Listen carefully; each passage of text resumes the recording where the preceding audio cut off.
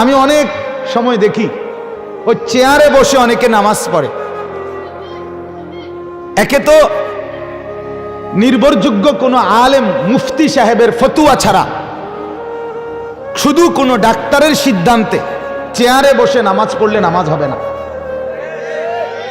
নামাজ পড়তে হবে চেয়ারে বসে নির্ভরযোগ্য মুফতি সাহেবের কাছে। সাধারণ ইমাম সাহেব মুয়াজ্জিন সাহেব কইলে হইতো না, উনি মুফতি সাহেব হইতে হইব। কথা বুঝছেন কিনা বলেন? নির্ভরযোগ্য মুফতি হইতে হবে, এরপরে উনি ফতুয়া দিবে। ইমাম সাহেব উনার থেকে জেনে নিবে। আপনি জিজ্ঞাসা করেন ইমাম সাহেবকে, অসুবিধা নাই, কিন্তু উনি জেনে নিতে হবে নির্ভরযোগ্য মুফতি সাহেবের কাছে। আচ্ছা, এখন করি কি, অনেকেই দেখবেন নামাজ পড়ে চেয়ারে বসে, তো রুকুর সময় এই দুই হাত একটু সামনে আগায় দেয়, এটা হলো রুকু। আর সেজদার সময় হাত একটু বার করে দেয়, এটা হলো সেজদা। আমি জিজ্ঞাসা করলাম যে এটা কিটা, আমি কয়েকজন জিজ্ঞাসা, কাকা এটা কিটা? এই হাত যে আগাইলেন, এই হাত একটু আগাইলেন, এটা কিভাবে বুঝলেন আপনি? এটারে কয় রুকু, এটারে কয় সেজদা। কয় দেখছি আরো কয়েকজন এরকম। আচ্ছা, বেকুব কি এমন বেকুব কি হাটে বাজারে ওড়ে?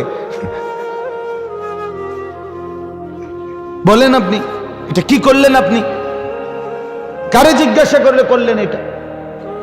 হাত আগানে ফিচ্ছাইলে রুকু সেজদা হয়, এটা তো আমার বাপ দাদার 14 গোষ্ঠীও কোনো কিতাবে পড়ে নেই। খামখেয়ালি।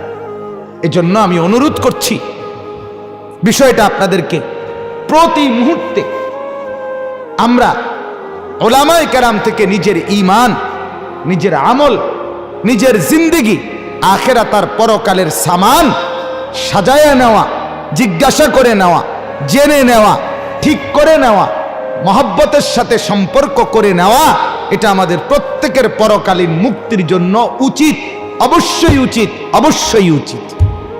আল্লাহ তাআলা আমাদেরকে বুঝার তৌফিক দান করেন, বলেন আমিন।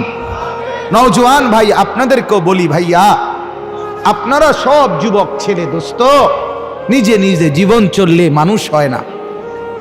প্রিয় ভাই আমার, বন্ধু আমার, দরদি ভাই আমার, অনুরোধ করছি, তোমার সমবয়সীর সাথে চলে তুমি মানুষ হবা না, হতে পারে জানোয়ার হইতে পারো।